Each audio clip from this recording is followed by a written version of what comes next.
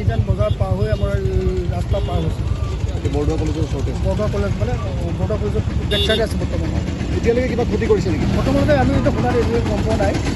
আৰু যদি ক'ৰবাত কৰিছে কিন্তু আমি এইটো খবৰ পোৱা নাই এতিয়ালৈকে কিন্তু খবৰ পাইছোঁ মহিলা এজন ঘটে মই এইটো গম পোৱা নাই আমি দেই আচ্ছা আৰু এটা কথা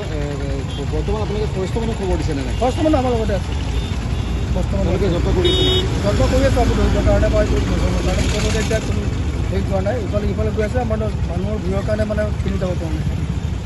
বনৰীয়া হাতী সন্তাহৰ সৃষ্টি কৰিছে কি ক'ব হয় এইটো আমাৰ বটৰডোবা অঞ্চলৰ বনৰীয়া হাতী এটা বটৰডোবা অঞ্চলৰ আপোনাৰ বহুতো জেগাত ৰাতিপুৱাৰ পৰা সন্ত্ৰাসৰ সৃষ্টি কৰিছে ধৰি লওক আপোনালোকে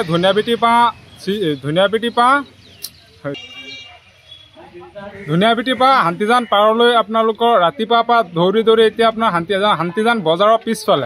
পিছফালে এতিয়ালৈকে আপোনালোকে ৰখি আছে প্ৰশাসনক কি ক'ব এতিয়া প্ৰশাসনক সেইটোৱে বিচাৰোঁ যে এইটো আমি প্ৰশাসনক কওঁ যে ৰাতিপুৱাৰ পৰা বনৰীয়া হাতীও এতিয়ালৈকে আপোনালোকৰ ফৰেষ্টৰৰ মানুহ কোনো অহা নাই এতিয়া ফৰেষ্টৰৰ মানুহ যাতে আনৰ মানুহে যাতে ফৰেষ্টৰৰ মানুহক মাতি আনে